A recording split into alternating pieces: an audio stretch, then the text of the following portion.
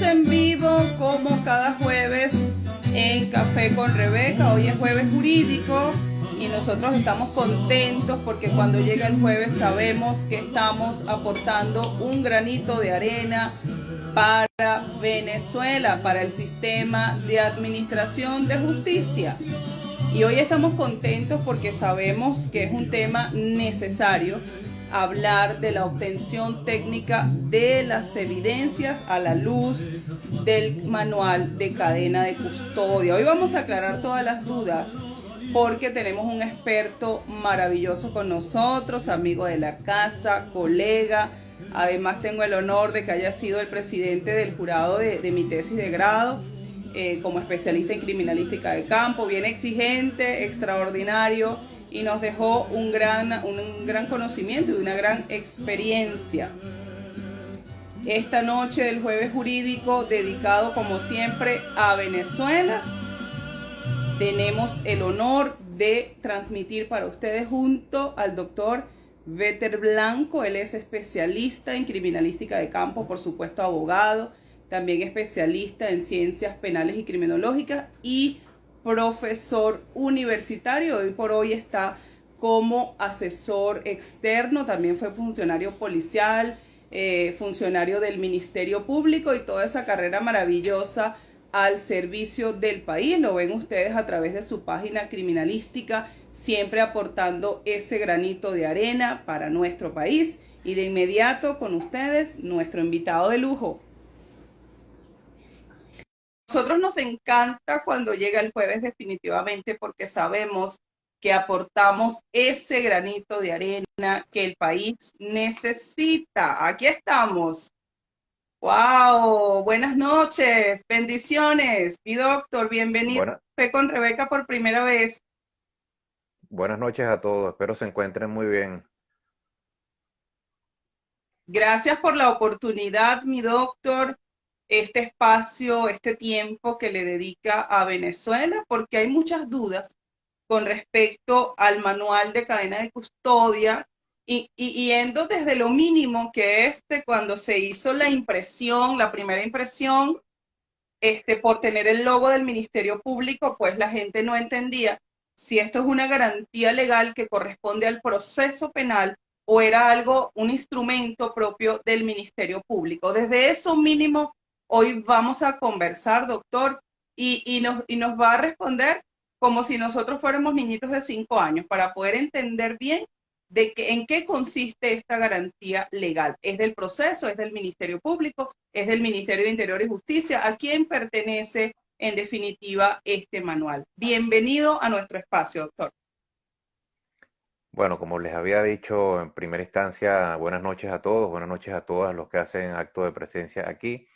En estos nichos, en estos espacios de saber, de difusión, de información, que son muy importantes hoy en día. Hay que aprovechar lo que decía Marshall McLuhan, esta aldea global, esta globalización del conocimiento, de lo que viene siendo la accesibilidad a las tecnologías que hoy en día están a nuestra disposición. Fíjate, me daba risa cuando me enseñabas el manual único en materia de procedimientos de cadena de custodia. Por acá atrás lo debo de tener. Porque fue en ese momento, cerca del 2012 por ahí, una iniciativa unilateral, hay que decirlo, de parte del Ministerio Público, porque en ese momento la gestión que estaba encargada de dicha institución se dio cuenta que realmente la criminalística no es o no era para ese momento algo exclusivo de lo que viene siendo la policía científica, de lo que viene siendo una institución de seguridad del Estado. Entonces, el Ministerio Público como director, como garante de lo que viene siendo los derechos dentro de esa investigación penal, debía entender que la criminalística es la piedra angular del proceso. Entonces, se lleva a cabo la ejecución, la materialización de este instrumento que a mi juicio hoy en día, cuando uno ya lo revisa con calma, más que un manual de cadena de custodias, es más un manual de criminalística con incidencias de cadena de custodia, porque incluso hablan ahí de reactivos. Voy a citar, por ejemplo, mi área, que es lo que viene siendo lo que más conozco, que es activaciones especiales. Se habla de reactivos, se habla de técnicas, se habla de una serie de cosas que, si bien es cierto, ya para el momento entraban por ejemplo, en desuso se hablaba, por ejemplo, de leucomalaquita verde. La leucomalaquita verde no se utiliza en los países industrializados de hace mucho tiempo porque se determinó que era un revelador químico de características cancerígenas. Entonces no podíamos estar nosotros ubicando en un instrumento de tal importancia elementos como este, cuando ya hoy en día, por ejemplo, a nivel de reveladores químicos, hay una infinidad que no se mencionan en el manual. Entonces, después de esto, al menos con esto se abrió la puerta, al menos con esto se abrió el entendimiento de ese cuerpo de fiscales, que muchos de ellos quizás no manejaban la criminalística, porque si usted lo analiza, un abogado no tiene por qué conocer de criminalística. ¿Por qué? Porque no entra dentro del pensum. Hay casas de estudio que evidentemente que tienen una asignatura. Por ejemplo, la Santa María tiene, en el caso nosotros somos egresados, por ejemplo, de la Universidad de Santa María.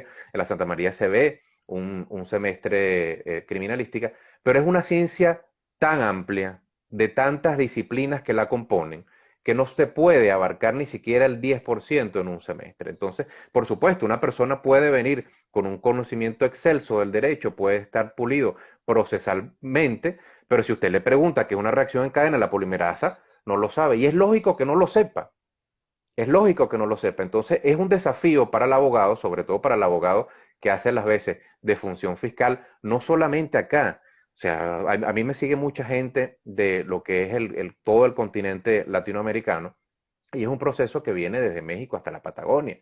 Un abogado no tiene por qué ser experto en criminalística, pero se tiene que convertir en experto en criminalística si, por ejemplo, va a cumplir funciones de defensa bien sea privada, defensa pública, si va a hacer las veces de función fiscal y, por supuesto, más todavía, si va a ser juez, porque en él van a recaer las decisiones finales de todo lo que viene siendo esta controversia que se da en la que es la sede del órgano jurisdiccional. Entonces después por ejemplo, yo en una oportunidad me llamaron, era yo funcionario del Ministerio Público, me llamaron a formar parte de las mesas de trabajo para ese entonces Dirección de Asesoría Técnico-Científica e Investigaciones. Yo fui representando a lo que era de la Subdirección de Investigaciones de Delitos Comunes y habían otros compañeros que iban representando, por ejemplo, lo que era revisión y doctrina, actuación procesal y estas cosas, porque a la luz, así como yo digo que el abogado no maneja criminalística naturalmente, el criminalista no maneja derecho naturalmente. Entonces que había que hacer una especie de bisagra de toda esa epistemología, de ese conocimiento que había que materializar en un instrumento, y se dieron aquellas primeras conversaciones, aquellas primeras mesas. En ese entonces yo participé fue a nivel de exponer lo que eran los tipos penales y qué diligencias se podían practicar en cada uno de ellos. Eso hablándolo con la gente de doctrina, como les dije, con la gente de técnico-científica, de investigaciones, de algunos científicos que teníamos en ese momento en la unidad, para crear un nuevo manual. Claro, hubo un momento que cuando nos dimos cuenta llovía sobre mojado porque íbamos a hacer prácticamente otro manual de procedimientos y no era un manual de cadena de custodia, cosa que nace ya después en trabajos posteriores, cuando definitivamente se concatena lo que viene siendo el Ministerio de Interior y Justicia, el 6CPC y el Ministerio Público para que saliera a la luz precisamente este instrumento, que me voy a permitir leerte algo que está en la página 11 de su introducción, que tú me preguntabas, bueno, ¿de quién es el instrumento? Porque hay mucha gente que reclama cierta autoría, ¿no? Cierto protagonismo con respecto a esto. Y fíjate, y por ejemplo, el manual dice, el manual como génesis en materia metodológica y procedimental permitirá la creación de los protocolos que corresponderán con el funcionamiento propio de las ciencias y no con la estructura organizativa de institución alguna. Partícipe en el sistema de cadena de custodia. De antemano el mismo manual te dice, aquí nadie es protagonista. Sencillamente yo soy la primera piedra, yo soy el primer ladrillo dentro de esta fundación, dentro de esta institución que hoy se erige, pero esto es algo importantísimo porque la semana pasada colgué un podcast sobre esto, permitirá la creación de los protocolos que se corresponderán con el funcionamiento propio de las ciencias. No estamos hablando de la criminalística, de la ciencia. Si usted, por ejemplo, en criminalística, usted maneja genética forense, el manual está diciendo que debe haber un protocolo nacional de genética forense. Debe haber un protocolo nacional de balística, de reconstrucción de hechos, de criminalística de campo. ¿Se ha dado? Lamentablemente no. Porque creo que esto, a pesar de que es un manual, hay muchos críticos de este manual, yo no soy crítico de este manual, yo lo apoyo, me parece que es un manual bastante completo, me parece que es un manual pionero e innovador, hasta el punto que, bueno, algunos países lo han fusilado, como decimos nosotros aquí, y Ujú, le han acomodado ciertas cosas, porque, bueno, nosotros en cierta instancia fuimos mucho tiempo pioneros en materia de criminalística e investigación en Venezuela. Y hoy da una preocupación, dolor, que a veces uno ve congresos, que uno ve simposios internacionales de renombre y uno no ve la bandera ni los expositores nacionales por ninguna parte. ¿Entiendes? Entonces es algo que en muchos terrenos lo he dicho, los conocedores de criminalística se han hecho de la vista gorda, sobre todo porque muchos ocupan función policial, entonces no quieren figurar mucho, quieren quedarse de una manera, lo voy a decir en dos platos, muy mezquina con el conocimiento. Y ujú, entonces eso afecta a lo que es la prestación de un servicio. Porque si un inspector jefe, si un comisario jefe se queda con lo que sabe, con lo que aprendió, o la institución se cierra, a mí no me afecta, no te afecta a ti, no afecta ni siquiera, vamos a ir más allá a alguna tendencia política o no, sencillamente afecta la prestación de un servicio que recae ¿quién? Bueno, en cada ciudadano de la República. ¿Entiendes? Y esto evidentemente que aplica aquí o a cualquier otro país donde esto pase, porque lamentablemente se ha hecho una cofradía, se ha hecho un sectarismo, lo que viene siendo el conocimiento criminalístico. Y esto no debe ser. Cuando yo doy clase precisamente hablando de todo lo que sé. Yo no me quedo nada para mí, porque si yo me quedo algo para mí, le doy pie a lo que llamamos el efecto fotocopia. Yo de repente enseño a la doctora Rebeca Enrique el 70% de lo que yo sé, ella transmite a su vez por memoria, por cualquier cosa, el 70% de lo que ella sabe o de lo que ella recuerda, y entonces 2 generaciones después, ¿qué pasa? Pasa lo que estamos viendo. Entramos en la entropía del sistema. ¿De un sistema de qué? De investigación penal. Estamos nosotros a la altura de lo que requieren o de las tecnologías o de las necesidades del colectivo. Hay que decirlo, no. ¿Y por qué? El presidente Obama tiene una serie, cuando era presidente, tenía una serie de asesores, entre ellos un consejo de ciencia y tecnología que lo alertaba a él de cosas donde no estaba a la par Estados Unidos con ciertos estándares de calidad. Y resulta que empezaron a darse cuenta que las ciencias forenses no estaban regladas en los Estados Unidos. Estamos hablando de ahorita, esto no fue hace 30 años, eso fue ahorita si nosotros lo analizamos. Entonces tenemos un referente como lo viene siendo, por ejemplo, el FBI, que es, por supuesto, una piedra angular dentro de lo que es el conocimiento y la doctrina y la tecnología mundial a lo que viene siendo la luz de la investigación criminalística, y se dieron cuenta que en los dictámenes periciales, en las conclusiones, en los enunciados, se estaban poniendo cosas que no se correspondían con la ciencia. Verbigracia, si estábamos hablando de, por ejemplo, un análisis tricológico, si estábamos hablando de una comparación de grupos de factor a nivel hemático, decían que había correspondencia del 100%.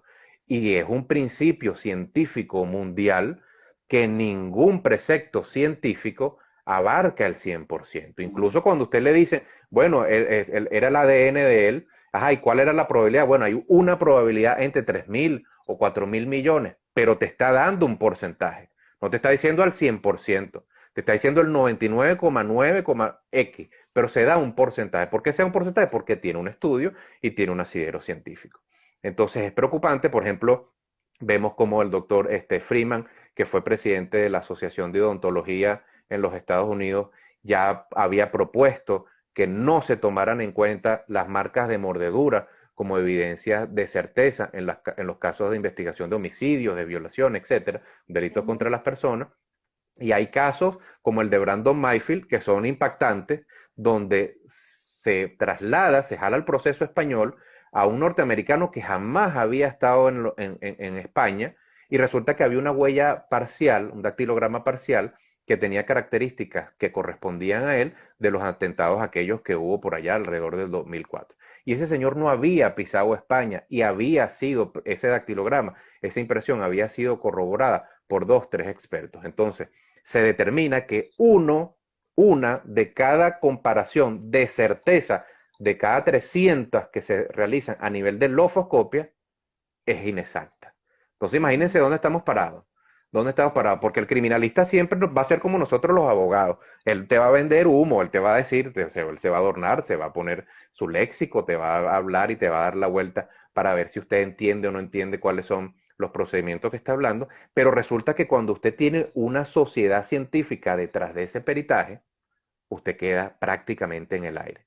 Las pruebas tricológicas, los casos de Tribble, los casos que se dieron de Hartman después, que fueron personas que condenadas a más de 20 años por ejemplo, el caso de Tribble es algo increíble, que dos expertos del FBI hicieron un análisis tricológico y decían que el cabello correspondía a uno colectado en el sitio del suceso.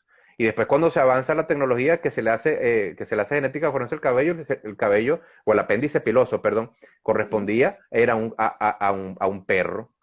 Entonces imagínense dónde estamos parados.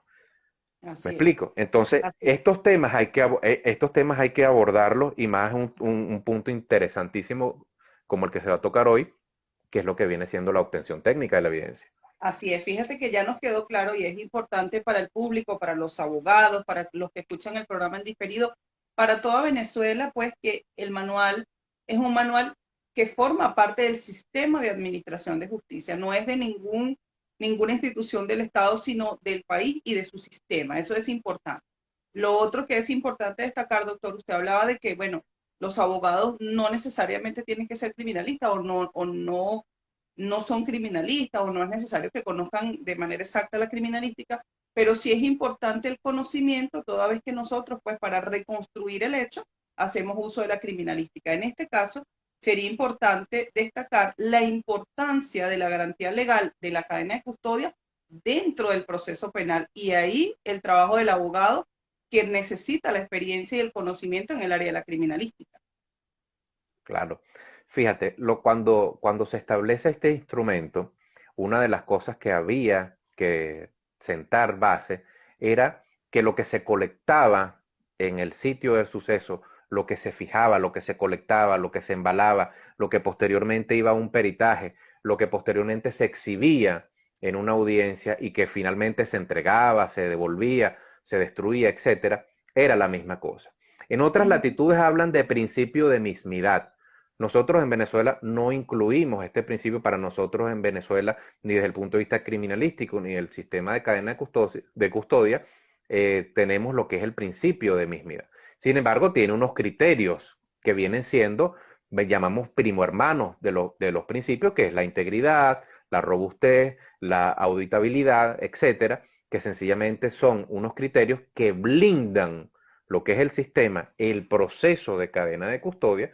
¿Para qué? Para que sencillamente se cumpla lo que estamos hablando, de que lo que se colecta en el sitio de suceso o que se colecta en otras circunstancias, y vamos a ver cuáles, sea lo mismo que se perita, sea lo mismo que se exhibe, sea lo mismo que después llega a una fase inicial. Y no solamente eso, sino que el manual va mucho más allá, porque no solamente abarca lo que viene siendo esta obtención técnica, sino que dice cuáles son las formas de nacimiento de la evidencia dentro del proceso penal.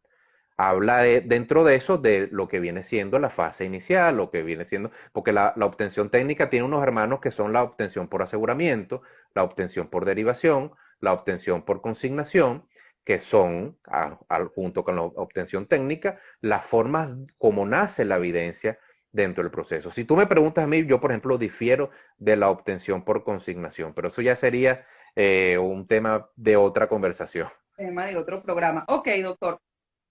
Es importante que hablemos de esa obtención técnica y de la responsabilidad que existe a la luz de este manual del funcionario que llega al sitio del suceso. Vamos a imaginar un sitio del suceso y vamos a explicar cuál sería el procedimiento a seguir para obtener esta evidencia en el sitio y cuál sería la actividad que va a desarrollar el funcionario, si son varios funcionarios, quién es el responsable, cómo pudiéramos hacer para nosotros explicar en qué consiste esa planilla, porque se confunde mucho toda la garantía legal de la cadena de custodia con el último con el último eslabón o el trabajo final que sería esa planilla. ¿Cómo pudiéramos ubicarnos un sitio del suceso con los funcionarios actuantes? ¿Quiénes son los responsables de la obtención técnica? ¿Quién firma esa planilla de cadena de custodia? Vamos a ubicarnos en un sitio del suceso y vamos a empezar a explicar desde cero cómo sería esa obtención de Bueno, evidencia para física. empezar, claro, para empezar de cero, primero tenemos que entender qué es la obtención técnica. La Ujú. obtención técnica es sencillamente todo ese conjunto de procedimientos que realizan los criminalistas, los investigadores en el campo, entendiéndose en el campo todo lo que es fuera de lo que viene siendo una sede policial o de lo que viene siendo una sede fiscal. ¿Qué ocurre? La obtención técnica tiene cuatro fuentes de evidencia. La primera de ellas es los lugares, como tú lo has indicado. La segunda son las personas vivas, por supuesto. En tercer lugar están los cadáveres y en cuarto lugar están los vehículos. ¿Por qué se denominó hacer esto así? Porque a veces usted tiene un sitio de suceso pero no encuentra el cadáver en el caso de un homicidio.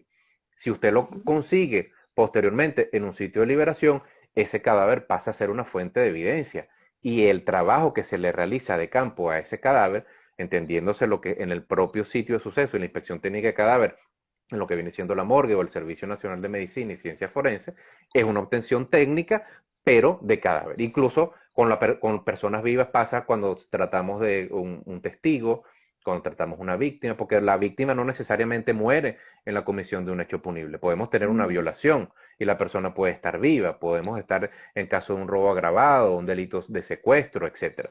Entonces, estas son las cuatro formas que componen la obtención técnica. ¿Qué ocurre? Lo que tú dices es fundamental. Hay mucha gente que se confunde y dice, bueno, pero es que la obtención técnica es una fase. No, la obtención técnica es un proceso dentro de una fase que es la fase inicial. Es el nacimiento, es la génesis del proceso penal. Yo recuerdo que los expedientes que llegaban allá a homicidios en la sede de la Fiscalía General, a veces lo llevaban incluso los mismos familiares, las copias, y decían, es que el fiscal no trabaja, es que el fiscal no se traslada. Y entonces uno llamaba al fiscal y uno le decía, doctor, venga, vamos a ver qué hay ahí en el expediente. Y uno revisaba el expediente y había unas inspecciones técnicas que no decían nada. Es como que los funcionarios se hubiesen bajado de la patrulla, hubiesen descrito el lugar, tiraron dos fotos y ya, como dice uno aquí en criollo. ¿Cómo trabaja un fiscal así? ¿Qué puede ordenar un fiscal así? Lócar era un genio cuando dijo, el tiempo que pasa es la verdad que huye, porque después, ¿qué vamos a hacer? Vamos a reinspeccionar. ¿Cuánto? Conociendo cómo son los procesos penales. Un año después, ¿qué vamos a ubicar ahí? Nada. Sí. Entonces, sencillamente cuando se trata de lugares, vamos a hablar de lo que son los procedimientos dentro de ese proceso. El proceso de obtención técnica está compuesto de 7 procedimientos. El Ujú. primer procedimiento es lo que se conoce en otras latitudes como la llegada del primer respondiente. Porque cuando se llega a un sitio de suceso, no necesariamente está llegando el Ministerio Público, no necesariamente está llegando la policía científica, no necesariamente hoy, hablando de nuestros tiempos actuales, está llegando la Dirección de Investigaciones Penales, ya que se ha difundido esta habilitación y se ha promulgado lo que es la apertura de la investigación penal, no solamente a las policías a nivel de todos los estados, sino a nivel de los municipios también. Entonces Ujú. hay un primer respondiente que es la primera autoridad que llega, porque uno dice, no, que es el primer policía que llega, pero es que puede haber llegado un bombero, puede haber llegado un paramédico del INTT, de cualquier, para la gente que nos sintoniza de otras latitudes, de una vigilancia de vías expresas, de una policía de tránsito, de una policía municipal. Entonces, la función de formación de lo que viene siendo la policía uniformada, de los bomberos, que está entre los destinatarios, por supuesto, de lo que viene siendo la ejecución, la concepción de este manual, hay que entender qué tan importante es cuando usted llega a un sitio de suceso, la protección que le da, porque usted lo que va es a proteger. Usted va, lo primero que va es a proteger lo que está ahí, los elementos de interés criminalístico. Por supuesto que hay unos criterios que hay que respetar. Por ejemplo, si usted tiene una víctima que se está desangrando, usted no va a acordonar y va a esperar que se desangre la persona ahí para que entonces se despida un homicidio. Si hay que hacer un traslado médico, un traslado paramédico, se realiza y bueno, y después uno ve. Pero sigue esa deuda latinoamericana de formar al policía uniformado con respecto a lo que viene siendo la responsabilidad de primer respondiente del bombero, del cuerpo de protección civil, que muchas veces, como digo yo, es el primero que llega y debe aprender no solamente a proteger el sitio de suceso, sino ubicar a los posibles testigos, ubicar a las posibles víctimas, incluso ubicar a los posibles victimarios que pudieran incluso estar ahí, pudieran estar heridos, pudieran haber quedado de curiosos.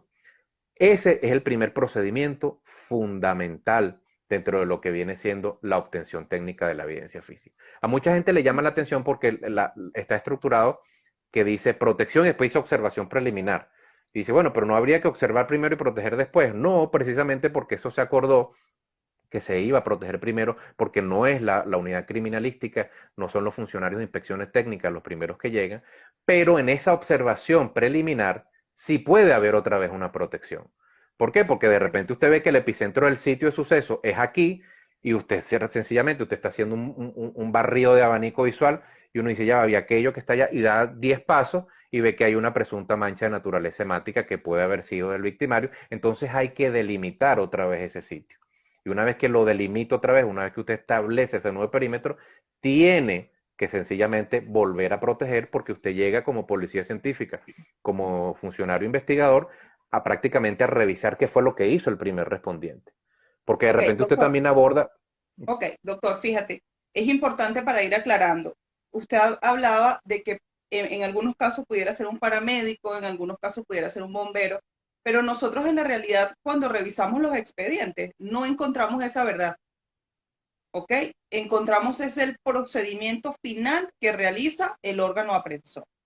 ¿Qué pasa en este caso con respecto a la garantía legal de la cadena de custodia? Con respecto a esto. ¿Por qué? Porque pudiera ser que dentro del camino del proceso encontremos a alguien que fue testigo y que efectivamente nos va a dar una versión distinta a la que están las actuaciones y a la que están diciendo los funcionarios, porque definitivamente sí va a decir que el primero que llegó fue en este caso un bombero.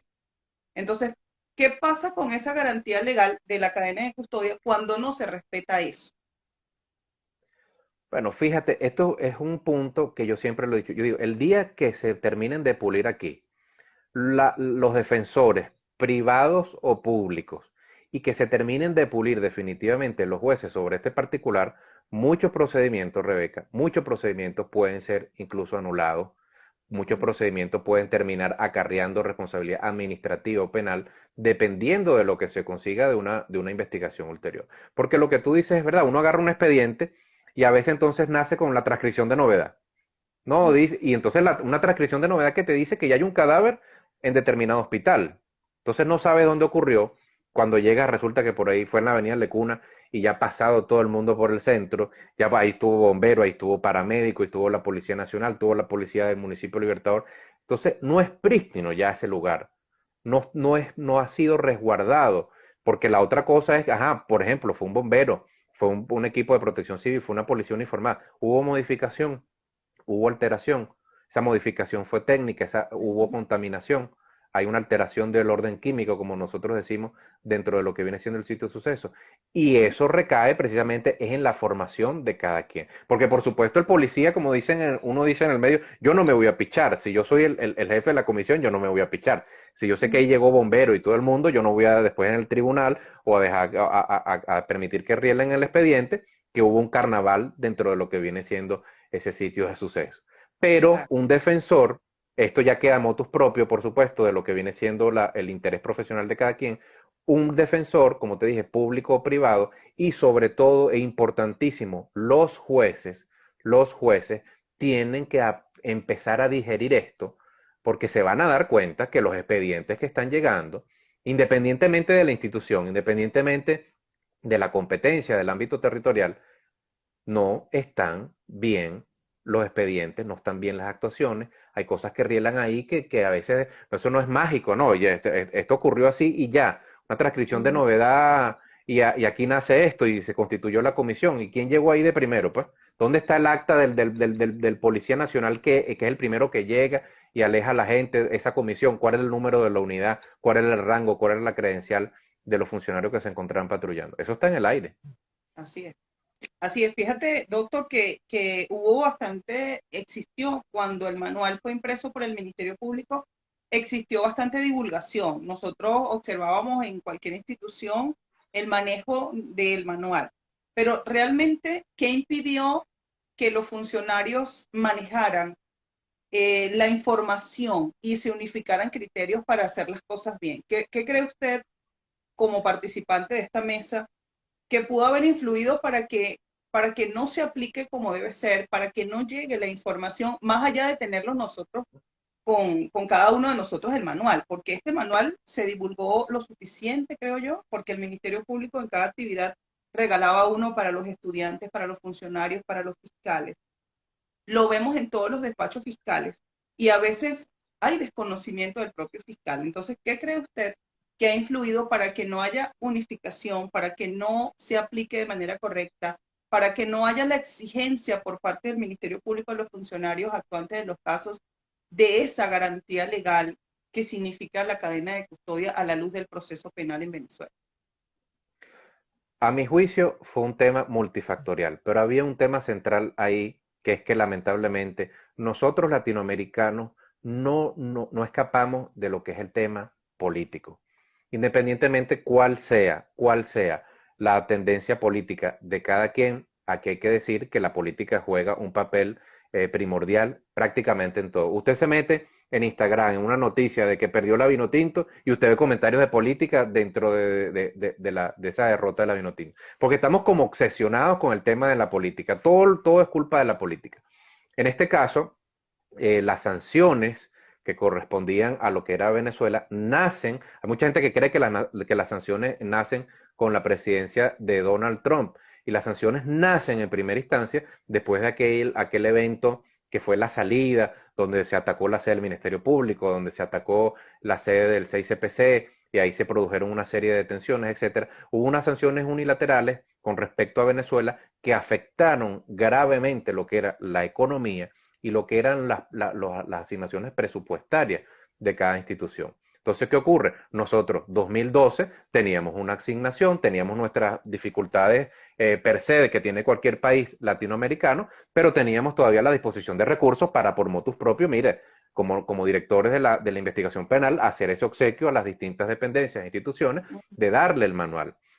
Entonces, ¿qué ocurre? Que cuando sale este manual, cuando ya son más, porque aparte que aquel manual, como te dije, era unilateral, lo emitió el propio Ministerio Público, ya aquí no, ya aquí éramos tres protagonistas, era el 6CPC, el Ministerio Público y el Ministerio de Interior y Justicia. Entonces, en mitad de unas sanciones, en mitad de un clima político tenso, en mitad de una hiperinflación que generó aquello, ¿quién iba a costear la impresión y la difusión de ese material?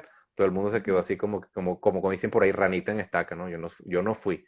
Y eso fue lo que ocurrió con respecto al físico, porque con respecto a la difusión digital se dio. Usted entra en la página del Ministerio Público y está disponible. Usted entra en la página del 6CPC y está disponible. Es más, en el 6CPC incluso está la planilla, usted la puede descargar en formato Excel, la planilla de registro de cadena de custodia. Lo que pasa es que, ¿qué puede ocurrir, por ejemplo, en el municipio Caripe, en Monagas? Tendrán internet, tendrá la policía municipal internet, tendrá la policía estatal de Monagas internet para bajar el manual, para verlo en PDF. El funcionario tendrá un teléfono inteligente que le permite estudiar eso, tendrá el tiempo y la disposición para hacerlo. Creo que esas han sido las cosas que han entrado en juego, porque la difusión ha sido amplia, pero siempre queda ese repele de que si sencillamente el funcionario no quiere entender más, no va a entender más.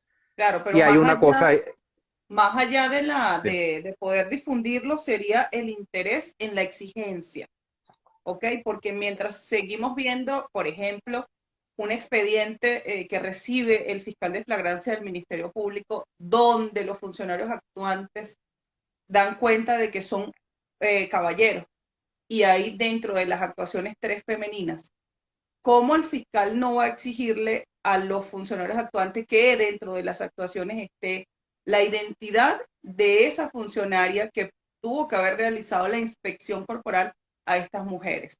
Se supone que claro, hubo porque una son violación elementos igual, son a la elementos dignidad humana. constitutivos. Claro, claro, por supuesto que sí. Entonces, Entonces, si uno lo analiza así, evidentemente hay un efecto de dominó, Rebeca. Hay un efecto de dominó porque entonces el funcionario actúa El funcionario tiene un supervisor, ese supervisor tiene un jefe de cuadrante, ese jefe de cuadrante tiene unos coordinadores, tiene una dirección, esa, esa dirección tiene unos funcionarios que la representan, que son los directores, los subdirectores, el inspector general, que es en este caso el que vela por todo eso. Hay un viceministerio que supervisa esto, que es VICIP y está Vicipol, ¿entiendes? Ujú. Que corresponden a Interior y Justicia. Entonces, cuando uno empieza a hilvanar y llega no solamente a esa parte administrativa, sino uno también va a la parte judicial, que el juez tampoco exige, como dije anteriormente, llueve sobre mojado. Entonces nadie le pone el cascabel al gato. Ujú. Porque si el juez no conoce, no sabe qué va a exigir. Y el Así es. funcionario que tiene 2, 3 años en la calle, que no le han hablado, no le han dicho que es un resguardo de sitio de suceso, no sabe que es una evidencia física, no sabe que su propia policía también, él puede apoyarse y tiene competencia en materia de investigación, es una cadena de errores que sencillamente a dónde nos lleva. Así es. Bueno, usted hablaba de jueces y yo recuerdo una audiencia que estuve hoy y que la juez dijo, bueno, sí, aquí se violentó el derecho, pero como la defensa no apeló en su momento, vamos a seguir con la violación. Y yo decía, bueno, estamos en Venezuela. Pero ok, vamos a continuar con la importancia de la garantía legal de la cadena de custodia, porque es fundamental entender, nosotros en nuestro caso que fui fiscal del Ministerio Público, observábamos cómo la defensa preparada sí ataca ese procedimiento, el cumplimiento estricto de cada uno de los pasos del manual, del cumplimiento estricto de cada uno de los pasos que debe respetar el funcionario y la actuación pormenorizada de cada funcionario. Y es importante, ahorita que estamos en el lado de la defensa, decirlo para el país, porque nosotros tampoco no apoyamos la impunidad, no nos gusta porque también somos venezolanos y somos parte del país y por supuesto nos afecta cuando vemos impunidad, pero debemos decir de manera responsable que lamentablemente por el desconocimiento, por la práctica de estas actas o el levantar estas actas policiales sin conocimiento, sin respeto alguno a las reglas del manual. Entonces, en juicio es donde observamos la verdad. Observamos funcionarios que no firman el acta o unos que firman el acta y ni siquiera estuvieron ahí presentes, no conocen las actuaciones, pareciera que dicen, bueno, yo firmé porque mi jefe me dijo firma, pero yo nunca estuve ahí, no obtuve la evidencia. Otros que dicen, bueno, sí, yo obtuve la evidencia, pero no lo firmé, no firmé la planilla porque es que sencillamente otro firmó. O sea, y lamentablemente esto desencadena es en la impunidad que ninguno quiere en Venezuela. Por eso hoy hemos decidido entonces conversar con usted con este tema tan importante como es la obtención técnica, porque en definitiva el aporte va directamente al sistema de administración de justicia. Es Claro, importante para los funcionarios el conocimiento, porque levantar un acta policial no es el proceso y es el inicio del proceso, pero vamos a juicio, vienen los funcionarios, entonces cada funcionario es responsable del acta que firma, el que obtiene se supone que debería firmar la planilla. ¿Cómo es ese procedimiento, doctor? Si estamos hablando de 5 funcionarios que están en el sitio y hay uno que establece que obtuvo la evidencia, que logró obtener técnicamente la evidencia, ese es el que debería firmar la planilla o lo firman todos. ¿Cómo sería en la práctica ese firmar la planilla final de cadena de custodia? claro, lo que pasa es que nos estamos saltando una serie de procesos. ¿Entiendes? Ujú. Eso evidentemente que lo que está establecido. El manual ha sido bastante, tiene un lenguaje bastante llano con respecto a lo que viene siendo el llenar la planilla de registro de cadena de custodia. Ahí te dice dónde fue el sitio, ahí te especifica quién colecta, quién traslada. Sencillamente lo que pasa es que a nadie le gusta figurar. ¿Entiendes? Nadie quiere aparecer con la huella ahí, nadie quiere aparecer con la credencial ahí porque bueno, evidentemente sabemos todo lo que puede pasar. No, porque a veces uno piensa que es algo malsano y resulta que no, que es que sencillamente todavía las instituciones no están adaptadas a esto. Entonces yo le hago la pregunta a la gente, ¿hay realmente áreas de resguardo para las evidencias? A nivel policial, a nivel fiscal, a nivel de lo que viene siendo el Poder Judicial. No, Cuando uno revisa en los países del primer mundo por qué se sacan los casos que tienen 10, 20 años fríos, es porque pueden acceder todavía a esas evidencias. Entonces aquí hay evidencias que a veces están en el área técnica y otras que están por allá al lado de la cafetera pegaditas al archivo. Esa serie de cosas hay que subsanarlas. Entonces, lo que tú decías es verdad. Todos los actuantes deben figurar en un instrumento que es el acta, bien sea el acta de inspección técnica, si estamos hablando de obtención técnica, o si es un acta de investigación penal, porque recordemos también que hay investigadores que participan en este proceso. Entonces pueden derivar dos tipos de documentos. Puede haber un acta de inspección técnica, como le puede haber un acta de investigación penal. Lo que no podemos es mezclarlas. Yo he visto procedimientos en materia de drogas que de repente hay un componente de la Fuerza Armada que agarra una gandola con 100 panelas de presunta cocaína, entonces hacen el acta policial y le incorporan fotografía. Ellos creen que nada más por utilizar un testigo flecha, ya que ello tiene cierto carácter técnico, y no es así. Pero para llegar al registro, Rebeca, para llegar a ese registro de la planilla de cadena de custodia, que hay que decirle a la gente, eso se hace con calma. No es que se hace en el sitio de suceso apurado, porque primero que no da el tiempo, y dígame si te cae un palo de agua o si estás obstaculizando una arteria principal de tráfico. Eso se hace con calma en el despacho. Entonces, cuando usted lo hace con calma en el despacho, usted tiene la posibilidad de consultarle al superior. Si el jefe, con permiso, ¿qué pongo aquí? Mire, coloqué esto, no existe información de lo que estoy colectando, cómo lo reseño? Y él debe cubrirse las espaldas sobre ese particular. Pero hay que decir que antes de llegar a ese paso, después de la observación preliminar, el funcionario dentro de la obtención técnica va a un procedimiento que se llama la fijación, que es una de las cosas también que a veces uno ve las fotos independientemente del tipo penal y uno dice, bueno, pero hicieron esta fijación y esto no me dice nada. Hay criterios para la fijación. Los criterios de, por ejemplo, de fijación fotográfica, en carácter particular, en carácter general, en carácter de detalle, identificativo, por ejemplo, si estamos en una inspección técnica de cadáver. La fijación escrita, cómo es la narrativa, porque tú le vas a dar luz a un tercero involucrado en el proceso que no estuvo ahí y tiene que saber por toda tu descripción, por todas tus fijaciones, por todo el hecho de que lo plasmas también planimétricamente, ¿entiendes? Tiene que darse luces de qué fue lo que pasó, de cuáles eran las condiciones del lugar, cuáles fueron los elementos que se colectaron, cuánto se demoró, porque eso es algo que debería contener la inspección técnica, cuánto se demoró, cómo eran las condiciones climatológicas, porque si tú no me especificas que fue durante el cordonazo de San Francisco que tú hiciste una colección y después aparece el arma por allá lavada en el laboratorio biológico y resulta que ya no tiene adherencia de presunta naturaleza hemática, eso me lo tiene, porque el funcionario cree que es uno quisquilloso, que uno les enseña esto, pero es la forma de cubrirse su espalda, mi amigo. Cuando yo se lo digo, cuando yo hablo con los policías, si usted actúa apegado a como está aquí, usted se cubre la espalda. Y si usted ve que no se cubre la espalda, es porque ahí hay algo más. Entonces ya ahí eso es otra cosa. Entonces, esa fijación, recordemos que el manual nos pone 3 tipos de fijación obligatoria, que es la escrita, la fotográfica y la planimétrica. Si cabe dentro de esa investigación que se está llevando a cabo, pero una vez que se fija todo esto, viene la colección, Rebeca, y es un problema adicional. Fíjense que esto es como un juego de Nintendo. Pasas un nivel y te puedes conseguir dificultades en el siguiente. La gente cree que colectar es sencillamente levantar la evidencia, ponerla en un receptáculo y listo. Hay alrededor de 14 procedimientos de colección dentro de lo que hemos contemplado en la criminalística latinoamericana. Latinoamericana porque hay quizás otros que son de tecnología, por ejemplo un escáner 3D.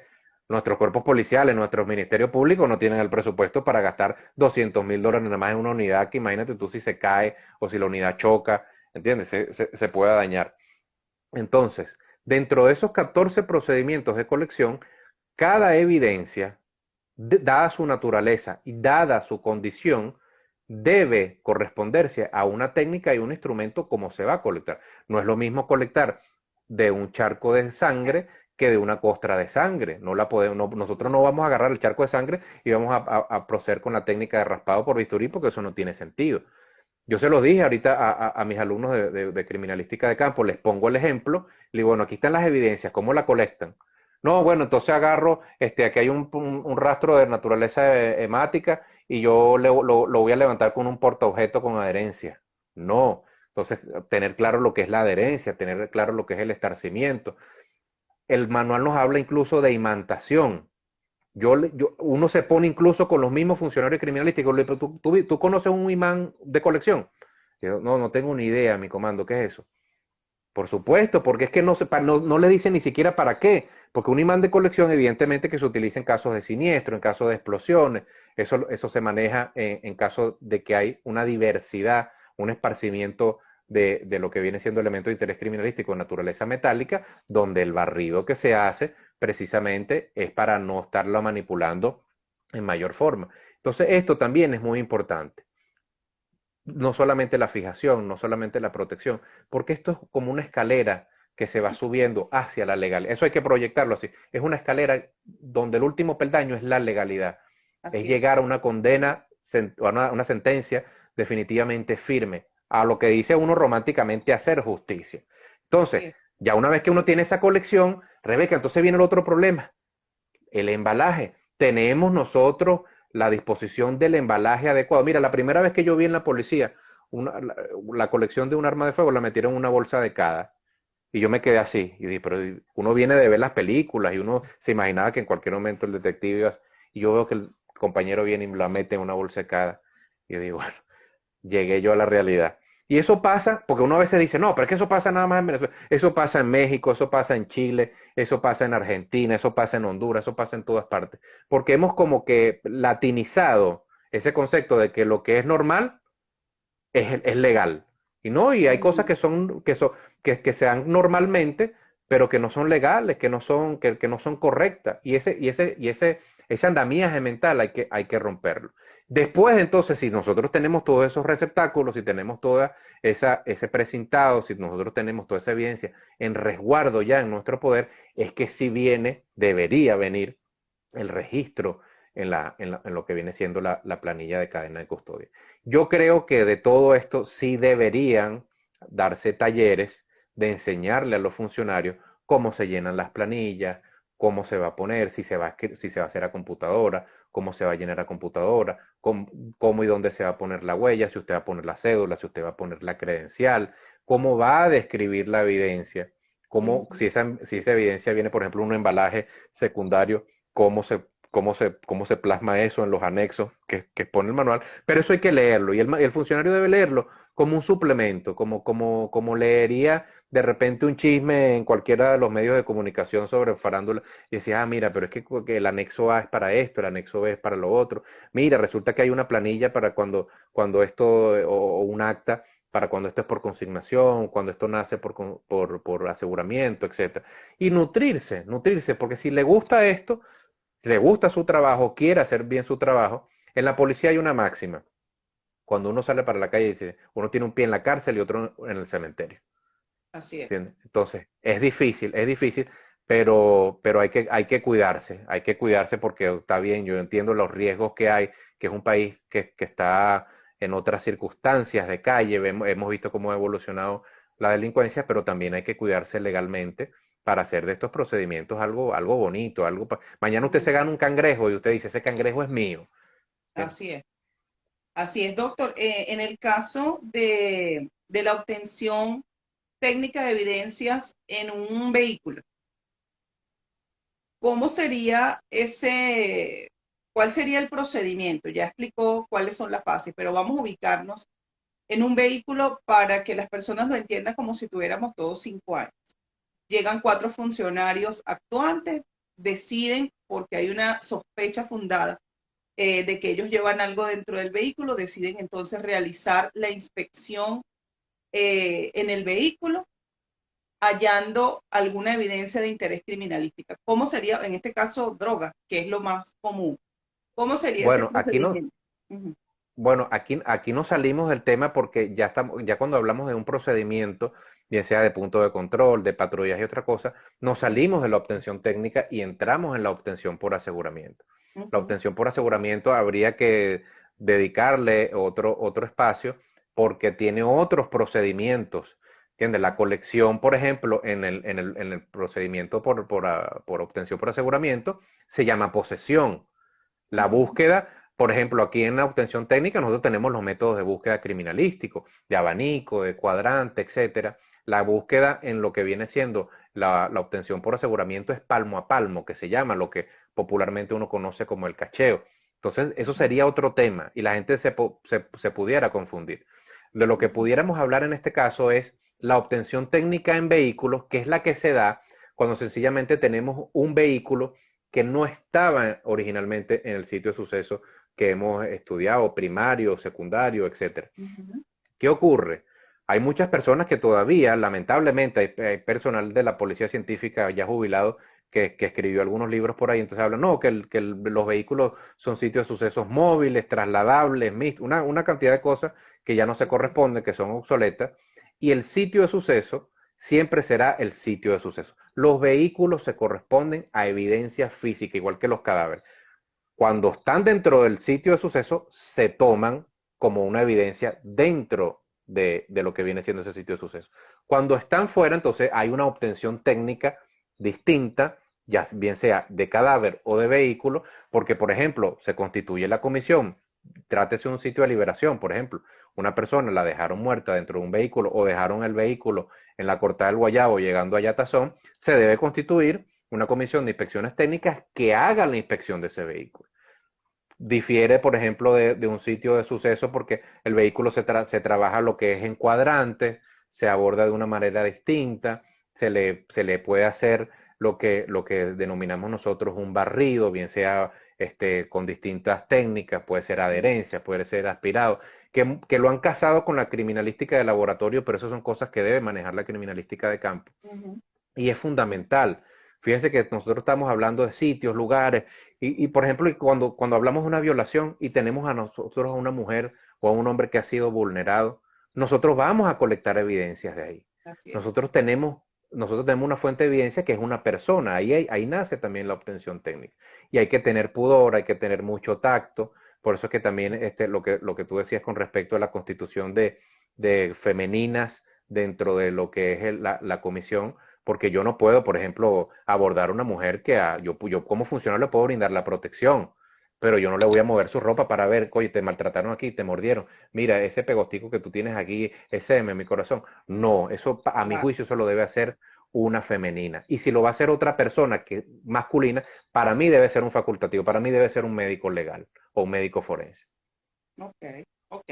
Importantísimo, doctor, ir aclarando detalle a detalle, porque lamentablemente observamos que la mayoría de los casos hoy día son absolutorias porque, bueno, se violenta la garantía legal, los funcionarios que aparecen firmando las actuaciones no son los funcionarios actuantes dentro del procedimiento y el juicio nos vamos enterando que no son los que participaron, sino que firmaron porque eran los subalternos y los otros no quieren figurar en el expediente. Y esto en definitiva va en detrimento pues del sistema de administración de justicia. Creo que lo importante de esto es dar clases, dictar talleres, llevar el conocimiento a los funcionarios policiales, incluso a los fiscales del Ministerio Público también, porque parece que a veces hay un divorcio y conocen el Código Orgánico Procesal Penal, pero no el manual. Y definitivamente si vamos a reconstruir un hecho y usamos la criminalística, debemos conocer cuáles son los pasos a seguir en cada caso en particular. Aquí tenemos algunas, me iba a decir. Y no solamente eso, la ley de servicio de policía de investigación penal del CICPC y el CENAMEC ya ha hablado de lo que es el procedimiento científico y lo que viene siendo el incumplimiento de los protocolos en esta materia y da apertura a que haya sanción penal y administrativa si tiene lugar dependiendo de lo que ocurrió. No solamente es el manual, porque las leyes están. Fíjate, por ejemplo, yo veo lo que es el rol del Ministerio Público actualmente. El fiscal general lo ha dicho muchas veces y ha llamado la atención de los cuerpos policiales infinidad cantidad de veces. Ahorita acaban de preparar a un grupo importante de fiscales en materia procesal, pulirlo en criminalística, en ciencia forense. Pero tú dices, bueno, dar clases. Aquí hay que eliminar voy a aprovechar el espacio porque aquí hay que eliminar una figura, Rebeca, que es la figura de la palanca y de la postulación. Nosotros, los profesionales, en cualquier área, si yo soy médico y yo resulta que quiero formar o dar un seminario en el Hospital Pérez Cardín, no puedo. No puedo, porque yo tengo que hablar con el director. Si el director no me conoce, entonces no me habilita el auditorio. Si usted va por una policía municipal, entonces le preguntas, ¿a usted viene referido por quién? Eso tiene que cambiarse. Aquí lo que viene siendo los viceministerios de Sistema Integrado de Policía y de Investigación Penal, para mí tienen que jalar a los profesionales que quedamos en el país para incorporarnos a estas actividades. Porque nosotros tenemos esa filantropía de mejorar lo que viene siendo esa prestación del servicio. Pero si a usted le ponen muros de postulación, pero este no lo conozco, no, pero es que ella es de la gestión anterior, o mira, esta persona es amiga de este comisario, eso se desdibuja. Eso se desdibuja porque cuando nosotros estamos abordando un tema como este, que es netamente técnico-científico, aquí no cabe otra cosa. Aquí no cabe Sí. otra cosa. Yo puedo tener cualquier tendencia política, yo puedo tener cualquier percepción de mi opinión sobre el sistema actual, pero todos somos profesionales y estamos tratando de aportar un grano de arena precisamente para que el país mejore, para que nuestras instituciones mejoren, nuestros funcionarios estén mejor, para que la difusión del conocimiento, por ejemplo, estos espacios, lleguen a cualquier persona. Pues cada vez es más reducido lo que viene siendo las instituciones que dan criminalística, que dan investigación, esa vinculación social. Por ejemplo, la Escuela Nacional de Fiscales sigue casada con el tema de la vinculación social, dándole de forma gratuita formación a todos los funcionarios que se inscriben en nuestros cursos. Pero no podemos llegar a todas partes, Ujú. ¿entiendes? No podemos estar Fíjate, en todas fíjate, partes. Rufo, lo importante de lo que tú señalas con respecto al conocimiento, y es que a veces uno señala en una audiencia, bueno, que debió iniciarse una investigación penal en contra de los funcionarios actuantes porque es evidente que existió una modificación o alteración del sitio del suceso y parece que nos ven así como extraños. Pero no pasa nada cuando estamos en un juicio y hay una absolutoria y es evidente el cambio de las circunstancias del sitio del suceso, de la alteración con intención de sitio. Pareciera que si el fiscal no sabe que eso deviene una investigación penal por la alteración y que así está establecido en la ley, entonces no remiten las actuaciones, no pasa nada con ese funcionario y yo creo que en la medida en que haya sanción, en la medida en que haya exigencia del cumplimiento absoluto y fiel de los principios de la garantía legal de la cadena de custodia y de todos los pasos a seguir, inclusive del Código Orgánico Procesal Penal, esa exigencia, esa garantía absoluta de principios constitucionales, entonces van a empezar a tomar conciencia. Porque si de todos los procedimientos que llegan, observamos, por ejemplo, el tema que le decía de la femenina, y el fiscal le dice, oye, pero aquí violentaron la dignidad humana, porque se supone que esta muchacha alguien la inspeccionó toda vez que presuntamente se encontró, no sé, el arma de fuego dentro de sus partes íntimas y tú me estás manifestando, de acuerdo al acta, que solo participaron hombres. Entonces yo estoy observando que hay una violación a la dignidad del ser humano. Si yo empiezo a atacar eso, entonces pareciera que van a empezar a aparecer los responsables. Pareciera que cada quien va a tener que asumir que él hizo el procedimiento y no por flojera dejar de firmar el acta porque pareciera que ir a juicio no es bueno.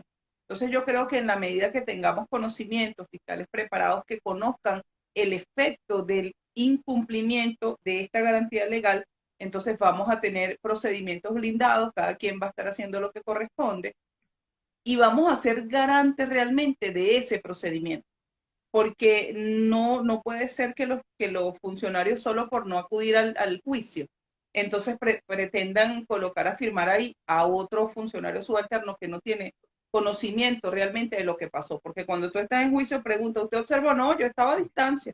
A mí me dijeron que firmar Mira, el acta y bueno, la firmé. yo que he estado en los dos extremos de la cancha, a veces ni siquiera es porque estén tapando algo, a veces es porque sencillamente el funcionario se montó sobre un formato y le dio a imprimir y aquello se fue así. Entonces, ¿qué ocurre? Que cuando la superioridad le dice, bueno, ve, estabas ahí, te vuelas porque estabas ahí, tú tienes que leer, la brigada tiene que leer lo que se está imprimiendo. ¿Entiendes? Así es. Mira, aquí el cuerpo técnico de policía judicial ya a finales de los 90, principios de los 2000, daba el Instituto Universitario de Policía Científica un curso de formación profesional donde los egresados iban más que todo a disciplina interna y a delincuencia organizada. Entonces, es muy bueno retomar estas cosas, es muy bueno hacer otra vez esa captación profesional porque a la misma policía le conviene, al mismo Ujú. Ministerio Público le conviene, al mismo Poder Judicial. Fíjate, ahorita estamos en mitad de una reforma otra vez del Poder Judicial y todas estas cosas deben ser tomadas en cuenta. Ahora, se le va a ocurrir de repente a la persona que está encargada de una coordinación de este tipo, no. ¿Qué tiene que hacer? ¿Qué es lo que yo digo? Usted se tiene que asesorar con la persona que sabe. Usted se tiene que asesorar con la persona que estudia esto. Usted de repente le dice, mira, fulano de tal, oye, parece que es un profesional bastante bueno con este sentido, hizo curso en tal lado, oye, vamos a jalarlo. Jálelo por HP, como decimos nosotros, por honorarios profesionales. No lo incorpore a la nómina de la policía o a la nómina de la fiscalía, pero tráigaselo como asesor a una mesa de trabajo y usted va a ver cómo todo eso cambia. Porque muchas veces no son problemas de que el funcionario esté incurso en un hecho delictivo, sino que son problemas de gerencia. Porque usted es jefe de brigada y tú dices, oye, estos chamos me cumplieron. ¿Los bombeo yo para dónde? ¿Los mando yo para otro eje? ¿Me lo quitan de aquí? ¿Me Ujú. hace falta personal? ¿Ya estamos cortos? Entonces es algo que hay que conocer también de adentro para poder ayudar. Así es, doctor. Vamos a leer rapidito unos mensajitos aquí a saludar para que no diga que nos olvidamos. Aquí dice Kelly García. Los laboratorios de criminalística pueden recibir los elementos necesarios de convicción cuando no se ha cumplido con el manual de cadena de custodia. No, no pueden, no pueden. O sea, usted como funcionario, usted tiene la potestad de que usted cuando le lleguen. Una vez me pasó en un caso de un atentado con una granada donde se colectó un teléfono celular y la fiscal siempre montaba el acta y siempre se le olvidaba un detalle. Y en ese momento era la Guardia Nacional y el funcionario de la Guardia decían, no se lo acepto. Coloque, yo me quedo aquí, doctora, si quiere yo voy, me tomo un café, ¿entiende? Pero acomódelo, porque si usted lo acepta, ya eso es como la aire. Si usted lo acepta en ese momento, la responsabilidad cae en usted, porque usted lo aceptó, usted está diciendo que lo que le estaban entregando y todas las características que ahí reposaban en esa planilla eran acordes. Entonces, pues usted no puede, hay un principio maravilloso en el derecho que nosotros siempre decimos, nadie puede alegar su propia torpeza. Así es. Entonces, esto alcanza también el ámbito criminalístico. Aquí te dice Zuleika, en el 6CPC deben ordenar para que a sus funcionarios le den esos talleres. Por aquí alguien te dice, doctor, lo necesitamos en la UBA. Por aquí te dicen, sí, sí nos dan esos talleres en el 6CPC. Por aquí alguien te dice, hace falta que hagan muchas prácticas para que en las situaciones reales los funcionarios sepan cómo actuar. Por aquí te dice, hagan un programa con los redactores del manual. Muchos de ellos están activos todavía y dan cursos en el 6CPC. Por aquí Pero te que viene, saluda alguien viene, desde viene Ecuador. lo que viene lo que yo decía con el tema del sectarismo. Yo conozco a muchos de los redactores de este manual. Hay otros que están segregados por ahí por el continente, un poco nostálgicos de lo que alguna vez hicieron aquí, ojalá en algún momento volvieran. Pero entonces uno llama a uno de estos, yo les voy a decir esto en dos platos, uno llama a un funcionario de esto y dice, bueno, vamos a hacer un programa. Y no, dice, no, pero es que mira, yo soy funcionario, no puedo estar participando en ese tipo de actividades. Y yo lo entiendo. De hecho, cuando nosotros estábamos en el Ministerio Público, de hecho todavía se maneja esto, y es bueno que las instituciones lo sepan. El Ministerio Público tiene una máxima que dice, es único e indivisible. Ahí nada más puede hablar el fiscal general. Ujú. Uno se mete en Instagram y uno ve 800 cuentas del 6CPC y de repente entra Carlitos González 6CPC y él empieza a publicar información oficial. Eso habría que también conversarlo. ¿Me Ujú. explico? Ok. Entonces, esta serie de cosas, por ahí me dicen que me necesitan en la UBA. A mí al privado me han escrito de yo no sé cuántas instituciones y cuántas casas de estudio, profesor, véngase para acá. Y le digo, bueno, montame la postulación ahí y me avisa cuando tengas el oficio montadito, porque bueno, lamentablemente la cuestión es otra, o sea, si quizás no te suena el nombre, no lo conoces, o mira, no sé, le huele raro, eso hay que cambiarlo, ya hay que acabar con ese tema hay que democratizar los ingresos a las instituciones y a lo que viene siendo la formación, lo que viene siendo, nos conviene. A nosotros como ciudadanos, es más, si usted está en el Estado y usted está en cualquier cargo político, usted tiene que decir, a mí me conviene que gente buena, que gente preparada esté en todos los ámbitos, bien sea fiscal, juez, profesor, cualquier cosa. Así es, aquí te dice Lisbeth, necesitamos muchísimos funcionarios como usted, doctor.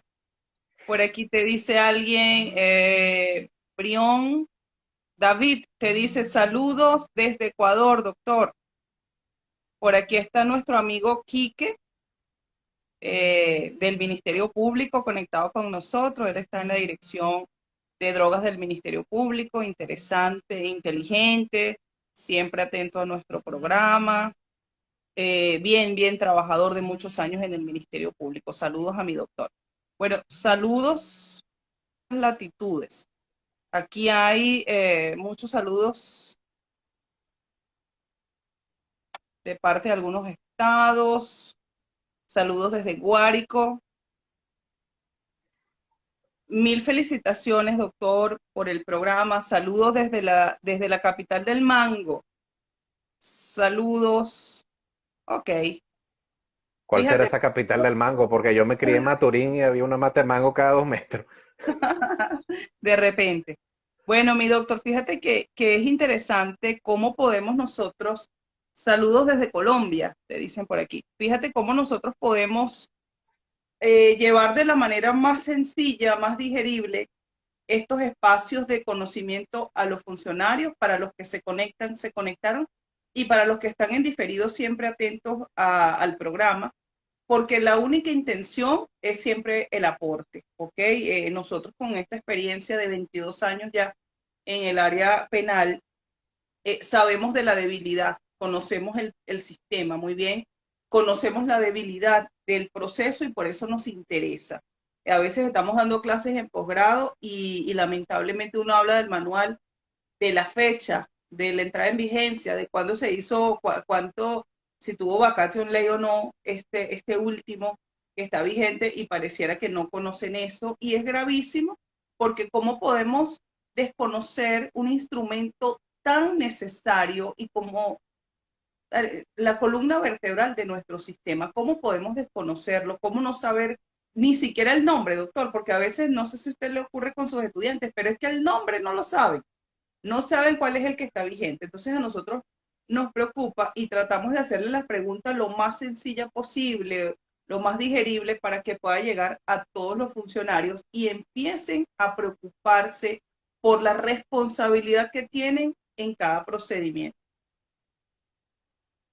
Claro, y quiero hacerle llegar un mensaje a aquellos que tienen cargo de administración de policía, de administración judicial, es que nosotros somos un conjunto de profesionales. Habrán profesionales que evidentemente sí son de los que restan, pero a veces la crítica no puede ser vista como una ofensa. Si usted va por la calle y alguien le dice, usted mire, tiene la puerta abierta en el caso que usted va manejando, o mire, por favor, la tenencia la tiene suelta, o si un amigo le dice, me voy a ver yo pues, de repente con alguien, me dice, hermano, cómete una pastillita de menta, porque, oye, venimos de comernos, tú sabes, unos camarones al ajillo. Eso no lo puedo ver yo como una ofensa, porque eso es un principio. Mira, Nonaka y Takeuchi establecen que unos conceptos que dicen las organizaciones que aprenden. Eso es gerencia de primer año.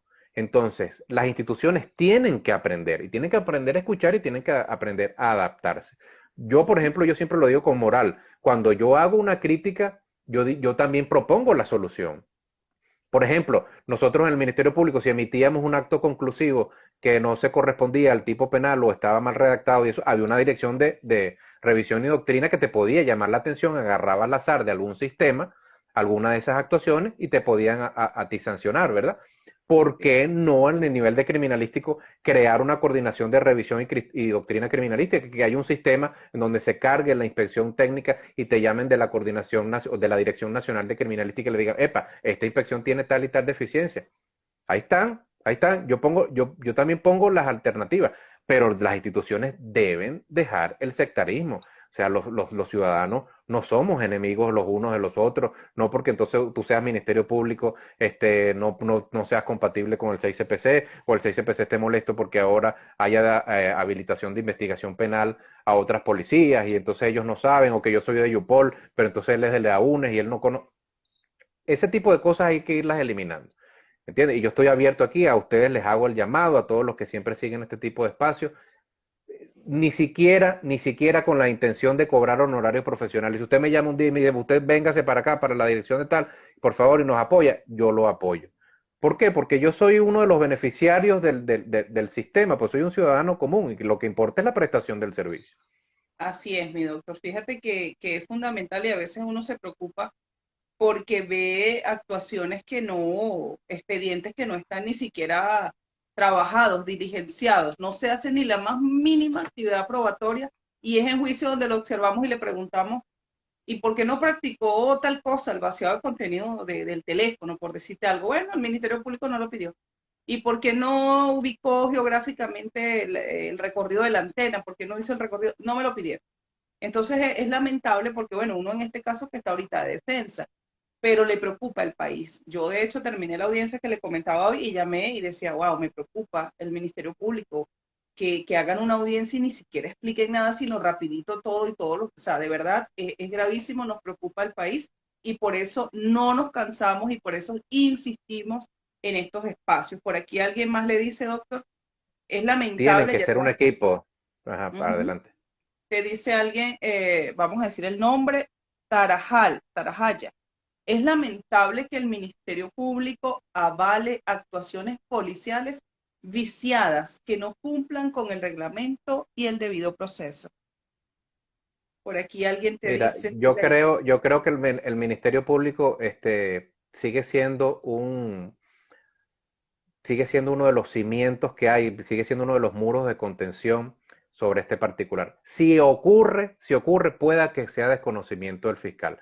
Pero yo estoy seguro de que si hay algo más, todo se remite, todo se remite. Mira, yo he estado frecuentando la unidad criminalística mucho de ciertos meses para acá y cada vez tienen más causas. Y eso que indica que el Ministerio Público está actuando, que el Ministerio Público está haciendo, está en búsqueda de lo que es la administración de justicia. Pero esto es un tema multifactorial.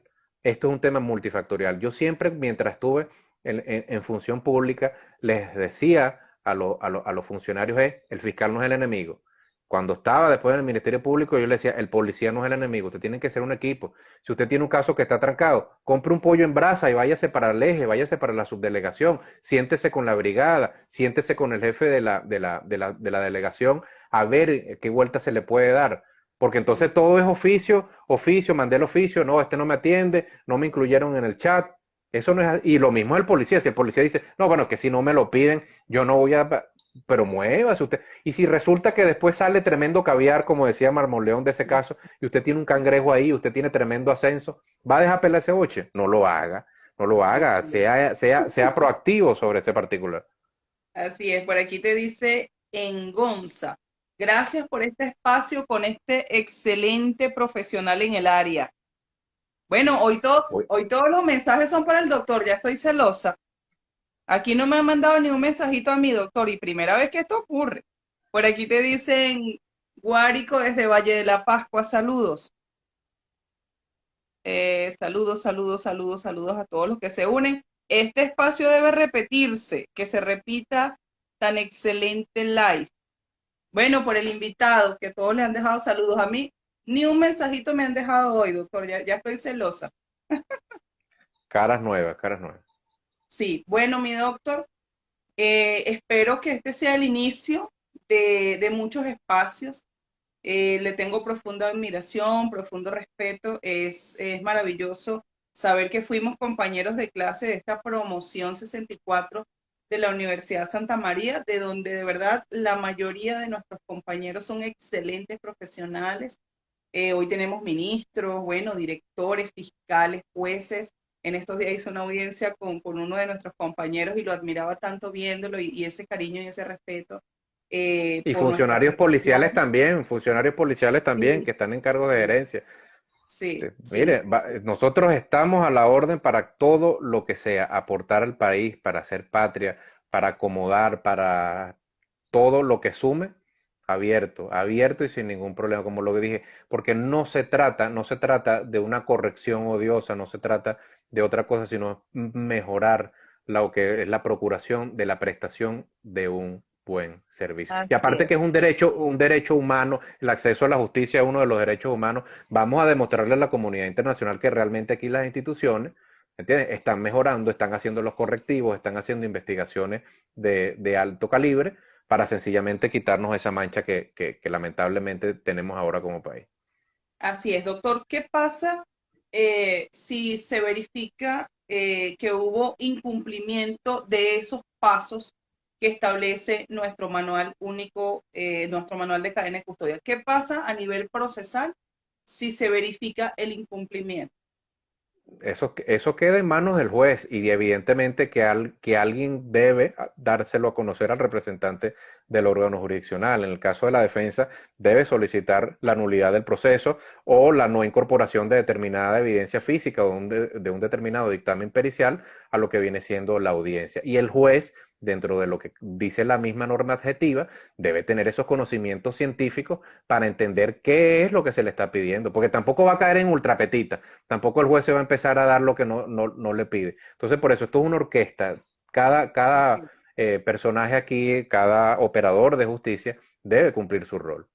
Claro, es necesario el conocimiento del procedimiento, del proceso penal, del manual, porque van de la mano. Entonces no podemos, los funcionarios policiales no pueden conformarse con creer que están cumpliendo lo que establece el Código Orgánico Procesal Penal, desvinculado totalmente de la obtención técnica de la evidencia, de esos pasos que deben Claro. seguirse para obtenerla. Aquí hay un mensaje especial para usted de Merlanis Tobar, de la Escuela Nacional de Fiscales. Dice, extraordinario, extraordinario el doctor Blanco. Saludos desde la Escuela Nacional de Fiscales. Y por aquí Bueno, te nuestra dice, alma mater. sí, por aquí te dice Marianet, excelente live. Gracias a ustedes por impartir su conocimiento. Debo además decir, como lo manifestaba al principio, que el doctor Blanco fue el presidente de mi jurado de tesis como especialista en criminalística de campo. Hicimos ahí la experticia de acoplamiento físico en la investigación penal, el peritaje de acoplamiento físico en la investigación penal en Venezuela.